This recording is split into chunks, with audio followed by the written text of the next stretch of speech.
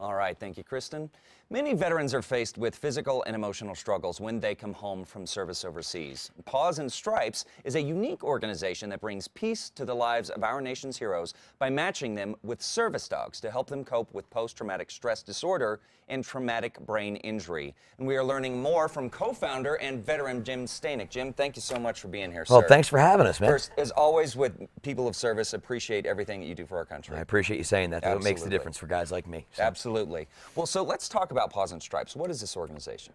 You know what? Paws and Stripes is absolutely unique in the aspect that we do service dogs specifically for veterans with post-traumatic stress disorder and/or a traumatic brain injury. Okay. I was diagnosed with both of those when I got back from my third tour. The only help for me at the time was a bunch of medication and sitting in a group therapy session and talking over rehashing war stories. Wow. I was looking for something that was really going to try to help me become, for lack of a better word, normal, what normal is. And we found that there were service dogs for guys like me. But the problem was that they were like $10,000 to $60,000 out of my pocket. Wow. And I don't know anybody in this country that can afford that. Yeah. You know, because I'm not an amputee. I'm not a burn victim. I'm not a gunshot victim. I'm not in a wheelchair. Right. For all intents and purposes, I look fine. Right. But, you know, it's the invisible scars that are what's really damaging. Yeah. Well, so how do you select the dogs for this program? We actually use all of our dogs come out of rescue shelters. Okay. We have a very excellent training staff. Stephanie Barger, who is our director of education, they go in and they pre-screen these dogs specifically for what the veterans' needs are with their disabilities. Gotcha. So these programs and these dogs are really customized. Right. Okay. Well, so as you said, they're very specialized training. So who are the folks that are training them? We actually have trainers that work with Paws and Stripes. And what'll happen is the dogs will come into the program with the veteran after they're selected, and that dog actually lives with that veteran in their home, and then they train with us and our trainers for anywhere from up to, I think it's a minimum of 3 to up to 5 times a week. Really? Okay. To really get them out in public, workshops to try to figure out how they need to take care of the dog.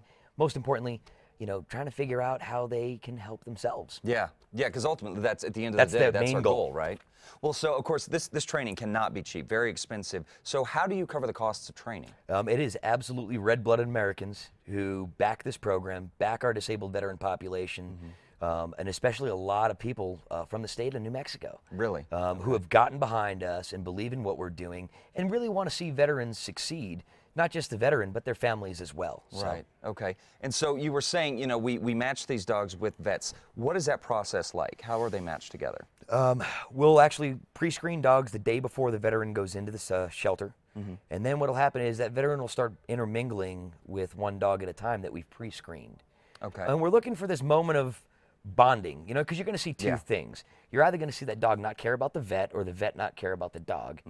Or you're really going to see that dog and that vet. I mean, it's just shoulders from being tight to dropping low. Yeah. And then all of a sudden you get this little smart aleck smile that comes out of that veteran's face, and you're like, all right, I think we've got it. And you wait for that veteran to say, this is my service dog in training. That's great. Well, so of course you have one as being co-founder. How has this program impacted your life and having your partner, your service dog?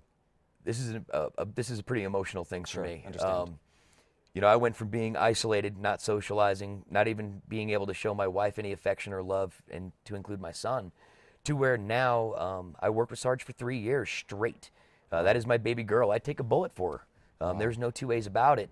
But, you know, me helping and working together and training with Sarge and then working out in public together with Sarge, she trained me. Yeah. You know, so now I utilize Sarge at the house. Certain areas that I'd go where it's a lot of crowds, I'll bring her. Okay. But for the most part, man, she's hanging at the house and being a dog now. Good. You know, and it's brought me back to my wife. It's brought me back to my son. And it's actually given me the ability to get out and do things like this.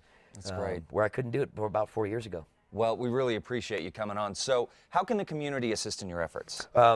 Basically what we look for is, of course, monetary donations, but awareness out there big time.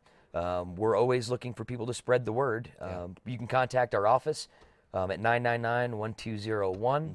You can also go to pawsandstripes.org. We're on Facebook. Hit us up, contact us, let us know, and we'll tell you how you can help. Great. Well, Jim, thank you so much. No, I appreciate it, Chad. Thank you very much. Thank you.